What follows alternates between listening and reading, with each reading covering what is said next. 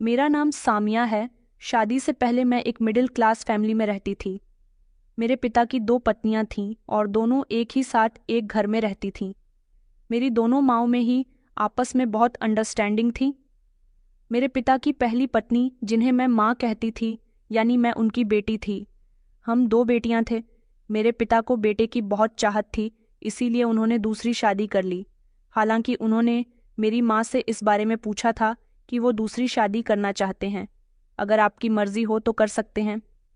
मेरी माँ बहुत सीधी औरत थी। उन्होंने अपने पति को दूसरी शादी करने की इजाज़त दे दी थी। मेरी माँ हम दो बेटियां पैदा करने के बाद माँ नहीं बन सकती थी।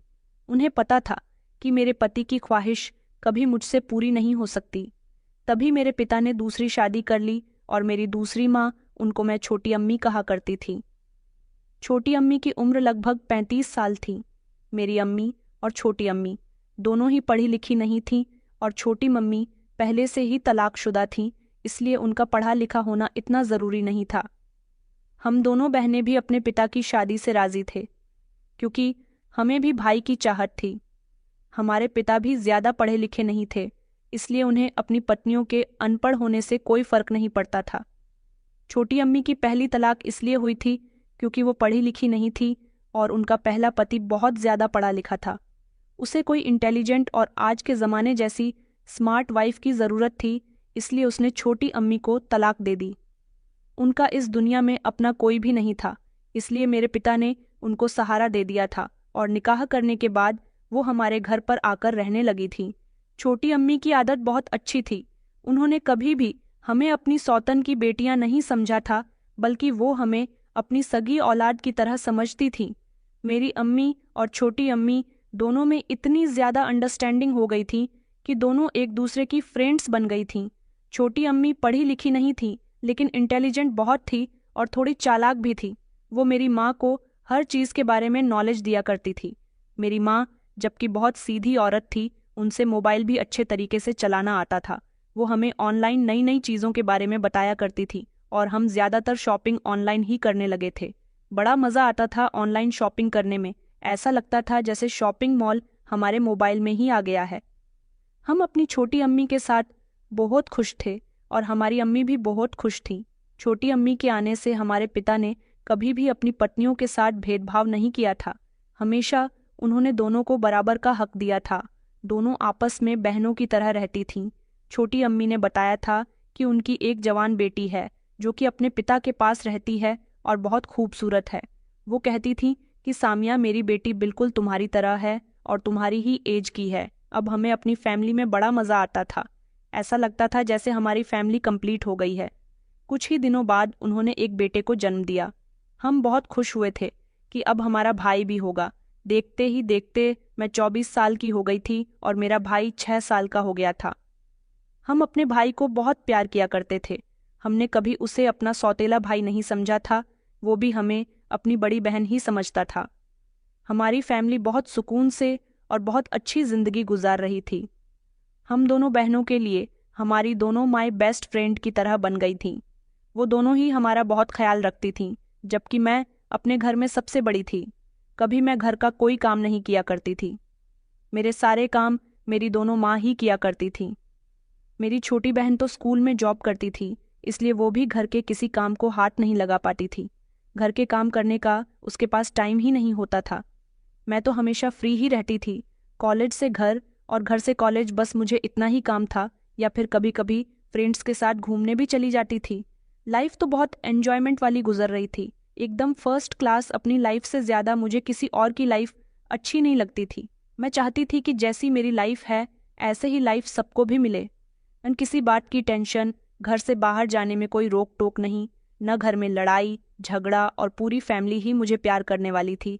क्योंकि मैं घर की बड़ी बेटी थी, इसलिए सब मुझसे बहुत प्यार करते थे।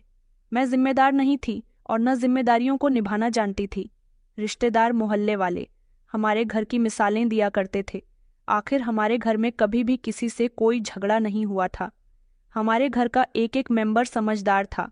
सबसे बड़ी मिसाल तो हमारी माँ ही थी, जो एक दूसरे की सौतन होते हुए भी एक ही छत के नीचे रहती थी और ना ही कभी एक दूसरे से लड़ती थी, और उनके बच्चे भी एक ही घर में रहकर भी एक दूसरे से बहुत ज़्यादा प्यार करते थे। हम अपने छोटे भाई की हर ख्वाहिश को पूरा किया करते थे। हमारे घर में सब कुछ ही बहुत अच्छा चल रहा था। पिताजी के कपड़े की दुकान थी जो मेन मार्केट में थी, और उनके कपड़े की वहाँ पर सेल भी बहुत अच्छी होती थी। हमारा शहर इतना बड़ा नहीं था, इसलिए मेरे पिता को बहुत सारे लोग जानते थे, और मोहल्ले में तो मेरे पिता 2 पत्नियों वाले के नाम से मशहूर थे। हमारा भाई भी स्कूल जाने लगा था।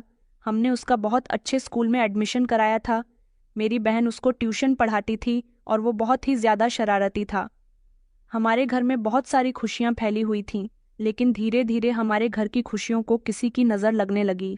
ना जाने छोटी अम्मी को किस बात पर घमंड होने लगा था, और वो हमारे छोटे भाई को हमारे साथ ज़्यादा टाइम स्पेंड करने नहीं देती थी।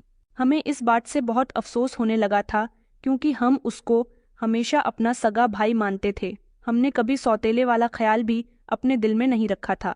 शायद वो बेटे की माँ थी, इसलिए अपने आप पर गुरूर करने लगी थी, लेकिन ये बात हकीकत थी कि हमारे घर में हमारे छोटे भाई से सभी लोग बहुत प्यार किया करते थे, क्योंकि वो घर में सबसे छोटा था और उसको उसके बचपन से देखा था और उसे अपने गोदों में खिलाया था।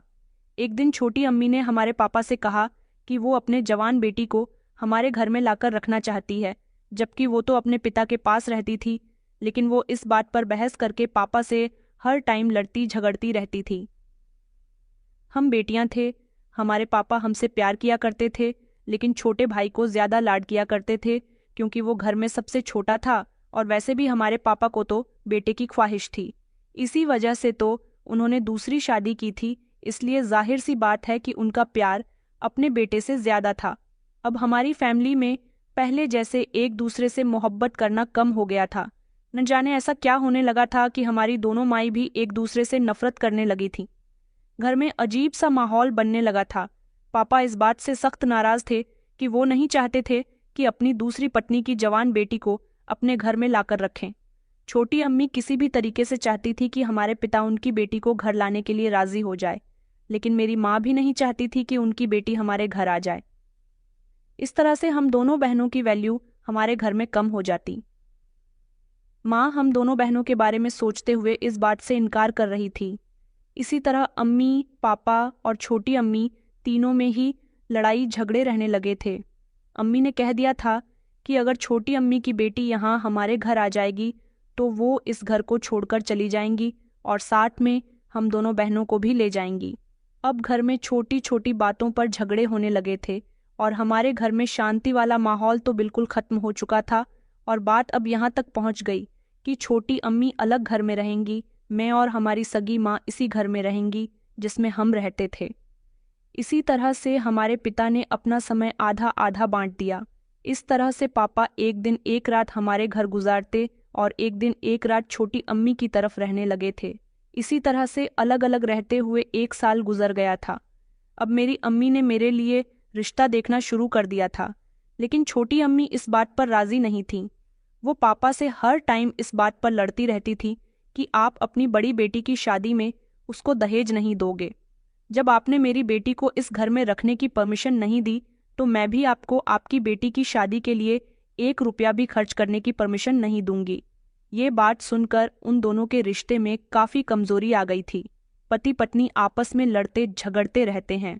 इधर जब ये बात मेरी अम्मी को पता चली तो वो भी गुस्से से लाल पीली हो गई। अलग अलग रहने के बाद भी लड़ाइयाँ खत्म होने का नाम नहीं लेती थीं। अब मेरी अम्मी ने तो ये जिद पकड़ ली थी कि अब वो हम दोनों बहनों की शादी एक साथ कर देंगी, और हम दोनों बहनों के दहेज में किसी तरह की कोई कमी नहीं होने देंगी। पापा तो बीच में फंस गए थे कि अब मैं किसकी बात सुनूं और किसकी नहीं। दोनों ही घर छोड़कर जाने की धमकियों देती रहती थीं। मेरे पापा को मेरी अम्मी का फैसला ज़्यादा बेहतर लगा था, क्योंकि एक तो वो उनकी पहली पत्नी थी, फिर हम दोनों बेटियों की शादी की जिम्मेदारी भी उन्हीं पर थी, और अब बस दोनों सौतेने आपस में बहस करती रहती थीं। अब मेरी अम्मी के दिमाग पर यह भूत सवार था कि वो मेरी शादी किसी अमीर घराने में करेंगी। पापा अब और भी ज़्यादा परेशान हो गए थे, क्योंकि अमीर घराने के रिश्ते इतनी आसानी से नहीं मिलते, और फिर अगर अमीर परिवार में अपनी बेटी का रिश्ता लगा भी दिया जाए तो वहाँ अमीरों जैसा ही लेन देन किया जाएगा, वरना दुनिया वाले मेरे पापा को ही कहते कि खुद ने तो दो दो पत्नियां रखी हैं और बेटी की ससुराल में अच्छे से लेन देन भी नहीं करते, और मेरी अम्मी के मायके में भी कोई अमीर नहीं था जो मेरे ननिहाल वाले मेरी शादी में थोड़ा बहुत खर्च कर देते। जैसे तैसे पापा ने इंतज़ाम करके अम्मी की बात मान ली और छोटी अम्मी को समझा दिया कि बस वो मेरी ही शादी में खर्च करेंगे। मेरी छोटी बहन तो वैसे भी जॉब करती थी और उसकी सैलरी भी अच्छी थी। वो अपनी शादी में अपने पैसे भी लगा सकती थी, जबकि मैं जॉब नहीं करती थी। इसलिए पापा ने छोटी अम्मी को ये दिलासा दिया था, और पापा को मेरे दहेज की फिक्र सता रही थी और वो हमेशा परेशान रहने लगे थे क्योंकि अभी छोटी अम्मी को उन्होंने घर दिलवाया था। इसी वजह से उनका काफ़ी सारा पैसा उस घर में लग गया था।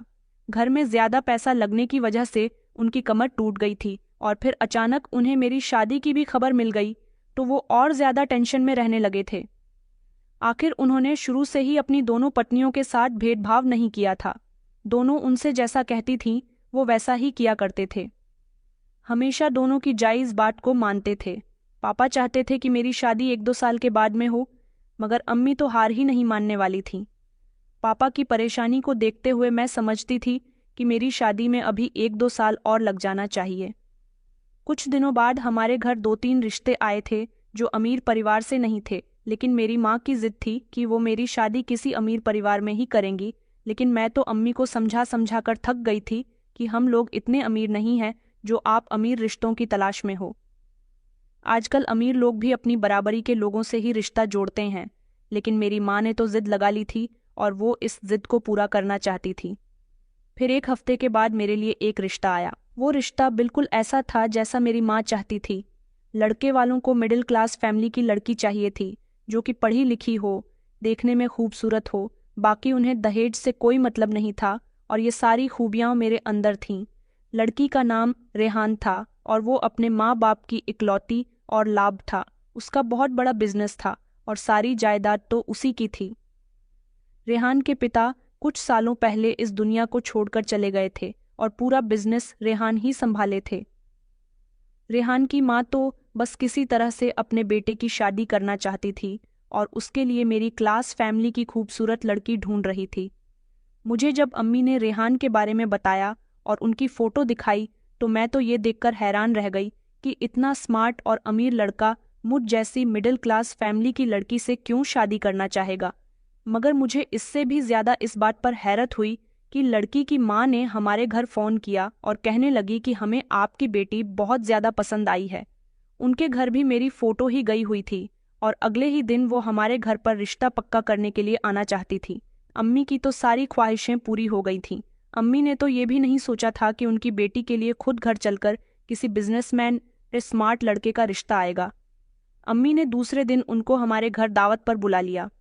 अम्मी ने लड़के की माँ से कहा कि उन्हें किसी बात पर कोई ऐतराज़ नहीं है, बस उनकी एक शर्त है कि लड़का पहले से ही शादीशुदा नहीं होना चाहिए और ना ही वो मेरी बेटी से शादी करने के बाद दूसरी शादी करे, चाहे औलाद हो या ना हो।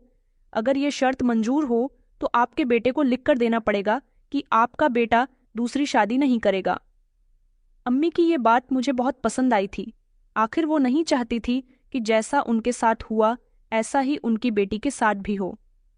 माँ ने अपनी स्वतंत्र के साथ जिंदगी गुजारी थी, इसलिए वो नहीं चाहती थी कि उनकी बेटी भी अपने ससुराल में अपनी सौतन के सामने रहे। इसलिए अम्मी की ये शर्त बिल्कुल परफेक्ट थी। रेहान की अम्मी ने अम्मी को यकीन दिलाया कि वो अपने बेटे की दूसरी शादी कभी नहीं होने देंगी। पापा तो वहाँ पर खामोशी बैठे रहे। जैसे अम्मी कहती गईं वो बस उनकी हाँ में हाँ मिलाते रहे, और इस तरह पहले मेरी इंगेजमेंट हुई। इंगेजमेंट पर मेरी ससुराल से मेरे लिए इतने सारे गिफ्ट्स आए थे कि सब लोग बहुत ही खुश हुए थे। मेरी सास ने मेरी छोटी अम्मी के लिए भी गिफ्ट्स दिए थे और मेरी अम्मी के लिए सोने की रिंग दी थी। अम्मी तो बहुत ही खुश हो रही थी और पापा भी बेफिक्र हो गए थे, क्योंकि मेरे ससुराल वालों ने दहेज लेने को मना कर दिया था, बल्कि उन्होंने शादी की सारी शॉपिंग भी मुझे अपने साथ लेकर और मेरी पसंद से करवाई थी। जब मैं अपनी सास के साथ शॉपिंग करने के लिए मार्केट जाती तो मरहान से कई बार मिली थी, मगर हम दोनों ने कभी एक दूसरे से बात नहीं की थी। वो मुझसे उम्र में 5 साल बड़े थे। मैंने नोटिस किया था कि रेहान अपनी माँ का बहुत कहना मानते थे। हर काम अपनी माँ से पूछकर ही किया करते थे। अगर उनकी माँ कोई चीज़ रेहान को दिखाती भी थी तो वो कह दिया करते थे कि जैसा आपको ठीक लगे वैसा कर लीजिए। रेहान काफ़ी बोर टाइप के थे और मैं कभी कभी उनके ऐसे व्यवहार से परेशान हो जाती थी। मैंने घर आकर इस बारे में जब अम्मी को बताया तो अम्मी ने मुझसे कहा कि वो बहुत बड़ा बिजनेसमैन है, उसे अपने बिजनेस की टेंशन होती होगी और वो अपना बिजनेस छोड़कर अपनी माँ के साथ शॉपिंग पर भी तो जाता है, और वैसे भी उसे क्या पता होगा कि औरतों की शॉपिंग में क्या राय देनी है और क्या नहीं। अम्मी की बात पर मुझे तसल्ली हो गई थी। ऐसे ही धीरे धीरे शादी की तैयारियां पूरी हो गई तो शादी का दिन भी आ गया था। हर किसी ने मेरे और रिहान की जोड़ी की बहुत तारीफ की थी और लोग हैरान भी थे ये देखकर कि मेरे लिए इतने अमीर घर से रिश्ता कैसे आ गया। इसी तरह से मेरी शादी अमीर परिवार में हो गई और जब मैं विदा होकर अपने ससुराल चली गई तो मैं वहां जाकर हैरान रह गई थी। वो कोई घर नहीं बल्कि एक महल लग रहा था, बहुत ही बड़ा बंगला था और दिल ही दिल में मैं बहुत ही खुश हो रही थी कि मुझे ऐसा घर और परिवार मिला जिसकी दुनिया चाहत करती है। रेहान बहुत अच्छे थे लेकिन अपने काम से मतलब रखने वाले बहुत ही सीरियस इंसान थे। न ज्यादा बोलते थे न ही ज्यादा हंसते थे, बस थोड़ा सा मुस्कुरा दिया करते थे और हाँ हम में ही जवाब दिया करते थे। कुछ दिनों में ही मुझे पता चल गया था कि उनका नेचर कैसा है। शादी के शुरू के ही दिनों में उन्होंने ऑफिस जाना भी शुरू कर दिया था और रात को घर आने के बाद भी वो लैपटॉप के साथ अपने ऑफिस का काम करते रहते थे। मेरी सास बहुत ही मॉडर्न टाइप की थी। उनका सोशल सर्किल बहुत बड़ा था। सुबह को ब्रेकफास्ट करने के बाद ही वो मोबाइल लेकर बैठ जाती थी और ना जाने किससे इतनी इतनी देर तक फ़ोन पर बातें किया करती थी और दिन में 2-3 बार घर से बाहर ज़रूर जाती थी। घर के कामकाज करने के लिए तो नौकरों की पूरी टीम मौजूद थी। मुझे मेरी सास ने शादी के कुछ दिनों बाद ही घर का सारा सेटअप समझा दिया था और मुझे ये भी कह दिया था कि तुम्हें घर का कोई काम नहीं करना और हमेशा तुम्हें बंद संवर कर रहना है। बिल्कुल नई नवेली दुल्हन की तरह कपड़े पहनने के स्टाइल्स के बारे में भी मुझे वही बताती थी। मैं थोड़ी डरी सहमी सी रहती थी, इसलिए उनकी हर बात मान लिया करती थी। शादी के कुछ ही दिन गुजरे थे कि मेरी सास ने मुझसे कहा कि 1-2 दिन के लिए अपने मायके चली जाओ और जिस दिन तुम यहाँ आओगी तो उसी दिन तुम्हें लेने के लिए रेहान चला जाएगा। वो चाहती थी कि मैं आज ही अपने मायके चली जाऊं, लेकिन अचानक मायके जाने की बात से मैं हैरान हो गई थी। मगर मुझे अपनी सास का कहाँ नहीं टालना था, इसलिए मेरी सास ने मुझे ड्राइवर के साथ मेरे मायके भेज दिया। अम्मी मेरे ठाट बाट देखकर बहुत खुश हो रही थीं, क्योंकि मेरी सास ने मेरे साथ एक नौकरानी को भी भेजा था और कहा था कि अपने मायके में जाकर कोई काम मत करना, तुम्हारे सारे काम ये नौकरानी कर देगी, तुम सिर्फ आराम करना और अपना ख्याल रखना। मैं अपनी सास की ये बातें सुनकर खुद को दुनिया की सबसे खुशकिस्मत बहू समझ रही थी, क्योंकि मैंने कभी किसी को ऐसा नहीं देखा था कि कोई सास अपनी बहू का इतना ख्याल रखती हो। मैं 2 दिन अम्मी के साथ रही तो छोटी अम्मी के घर भी गई थी। उनसे मिलने के लिए मैं अपनी दोनों माँओं के लिए और अपने दोनों बहन भाई के लिए भी गिफ्ट्स लेकर आई थी। मैंने अपने छोटे भाई को गिफ्ट दिया तो वो बहुत खुश हो गया था, लेकिन ये सब देखकर छोटी माँ को तो बहुत जलन हो रही थी। वो ये सोच रही थी कि उनकी सौतन की बेटी अपने ससुराल में इतना खुश रहती है, क्यों रहती है मेरे जैसे ठाठ भाई किसी के नहीं थे। मैंने छोटी अम्मी के सामने अपनी ससुराल की खूब तारीफ की और नौकरानी का मेरे साथ आना ही इस बात का सबसे बड़ा सबूत था कि मैं अपने ससुराल में रानियों की तरह रहती हूँ। 2 दिन तक मैं अपने मायके में रही और तीसरे दिन मुझे रेहान लेने के लिए आ गए थे। अम्मी ने खाना बना लिया था, लेकिन वो बहुत जल्दी में थे, इसलिए अम्मी से कहने लगे कि मुझे माफ़ कर दीजिए, मुझे बहुत ही इम्पोर्टेंट काम है, मैं खाना फिर कभी खा लूँगा। अम्मी ने मुझे बताया कि शादी के शुरू के ही दिनों में अपने पति की हाँ में हाँ मिलाती रहना। अगर तुमने ऐसा कर लिया तो बाद में पूरी जिंदगी राज करोगी। मैं अपनी अम्मी की बात को अच्छी तरह से समझ गई थी। मेरी अम्मी ने मुझे बहुत प्यार दिया और कहा कि जाओ अपने ससुराल में खुश रहो। मैं अपने घर पहुंची तो मेरी सास सोफे पर बैठी हुई चाय पी रही थी। वो मुझे देखकर मुस्कुराने लगी और घरवालों के बारे में पूछने लगी। मैंने देखा कि घर में एक नई जवान लड़की आई थी जिसने मेरी सास से खाने के मेन्यू के बारे में पूछा। वो लड़की बहुत खूबसूरत थी और उसने कपड़े भी बहुत अच्छे पहने हुए थे। मेरी सास ने उसे कहा कि जो बहू कहे वही पकाना, इसलिए अब तुम्हें हर बात रोज मेरी बहू से ही पूछनी है। वो लड़की मेरी तरफ आ गई और पूछने लगी। उसका बोलने का अंदाज और चेहरा मुझे देखकर कुछ बदल सा गया था। मैंने उसे 2-3 डिशेस बनाने के लिए कह दिया था और जब वो वहां से चली गई तो मैंने अपनी सास से पूछा कि ये लड़की कौन है। मेरी सास ने मुझे बताया कि वो नौकरानी है। इस बात पर मुझे बहुत हैरानी हुई थी कि इतनी जवान और खूबसूरत नौकरानी रखने की भी भला क्या ज़रूरत थी। उसके कपड़े पहनने का स्टाइल भी बहुत अच्छा था। उसको देखकर लगता ही नहीं था कि वो नौकरानी है। मेरी सास मेरी तरफ देखते हुए कहने लगी कि वो यहाँ पर पहले से काम करती है, बस कुछ दिनों के लिए छुट्टी पर चली गई थी और वो बाकी नौकरानी को अपनी निगरानी में काम करवाती है। यही उसकी ड्यूटी है। इसके अलावा वो मेरे कमरे की और घर की बाकी की चीज़ों की भी देखभाल करती है। मैं अपनी सास की बातें ध्यान से सुन रही थी। उस लड़की का नाम आफरीन था और वो मेरी ही उम्र की थी।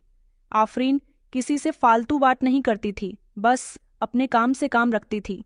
खाना बनाने से लेकर घर के छोटे से छोटे काम भी उसी की निगरानी में होते थे।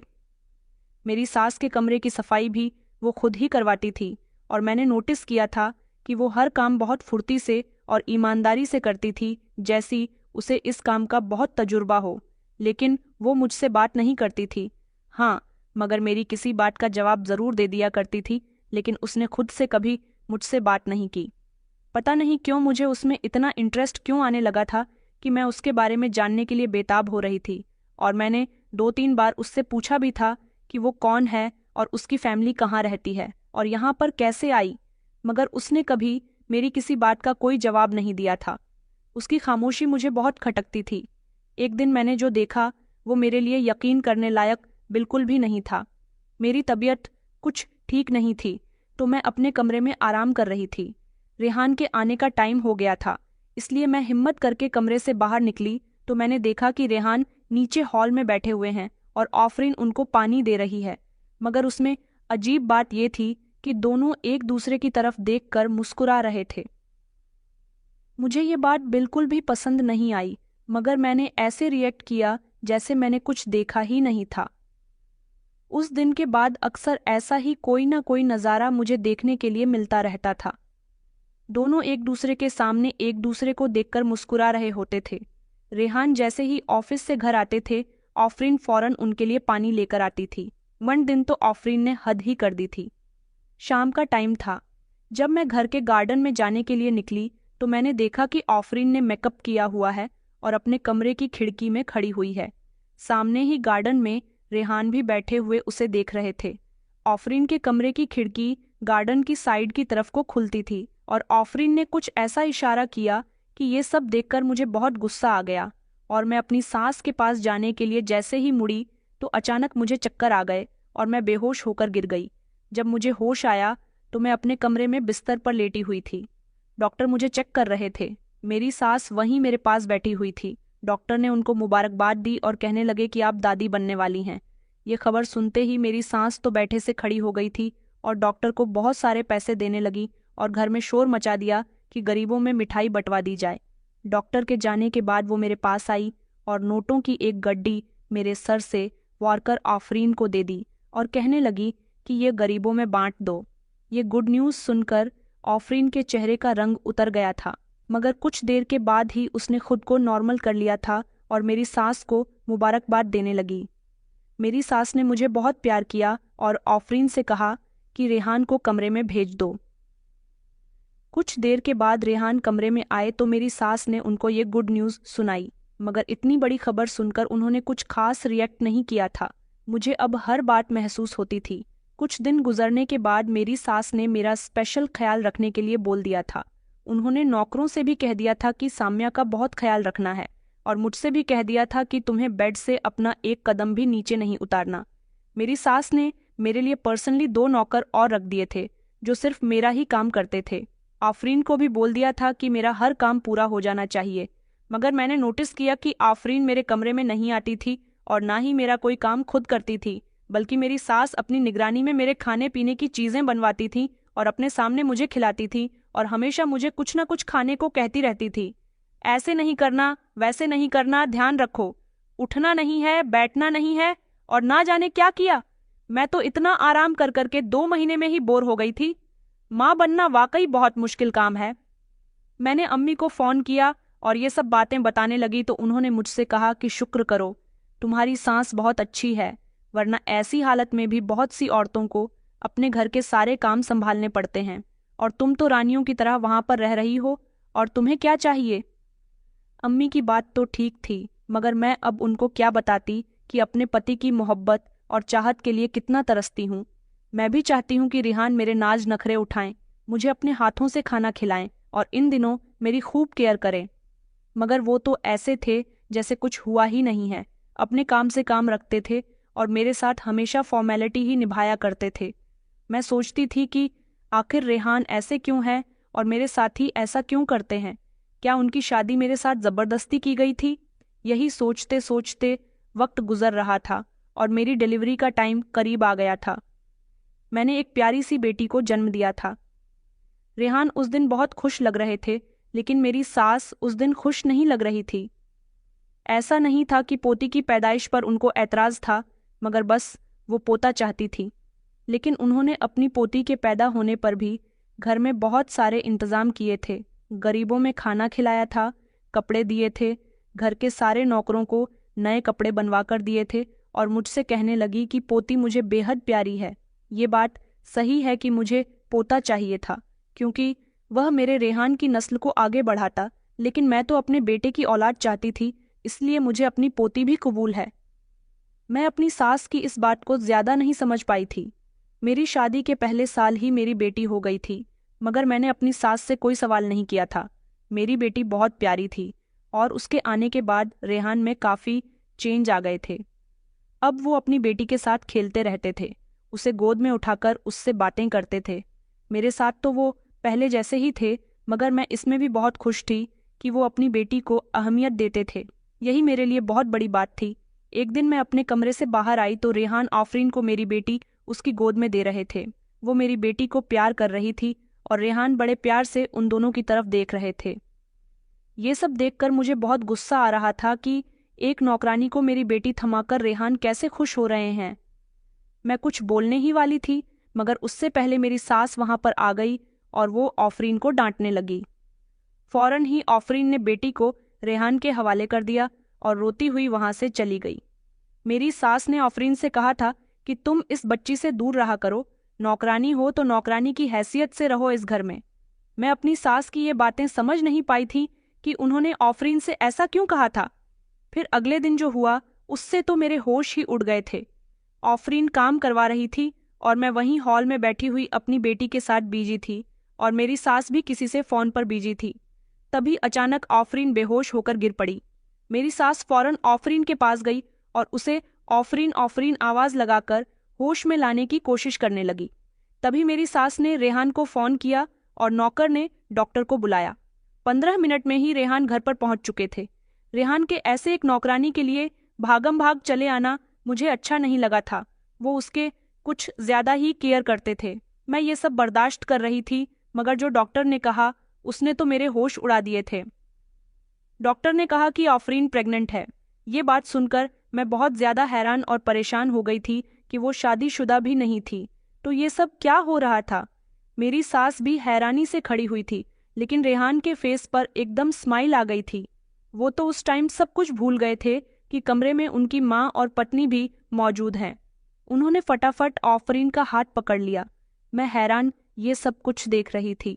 मेरा तो दिमाग ही खराब होने लगा था ये सब देखकर कि आफरीन और मेरे पति का अफेयर चल रहा था। तभी मैंने गुस्से में आकर रेहान का हाथ खींच लिया और कहने लगी कि एक नौकरानी के साथ अफेयर चलाते हुए आपको शर्म नहीं आती?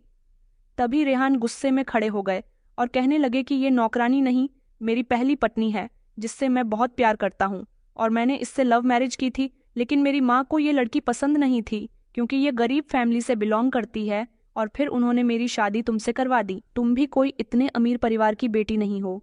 न जाने मेरी माँ ने तुम्हारे अंदर क्या देख लिया था जो उन्हें आफरीन में नजर नहीं आया। मुझे ना जाने कैसी कैसी कस्में देकर उन्होंने मेरी शादी तुमसे करवा दी, लेकिन आफरीन ने मेरी शादी होने पर भी मेरी माँ से कोई सवाल जवाब नहीं किया।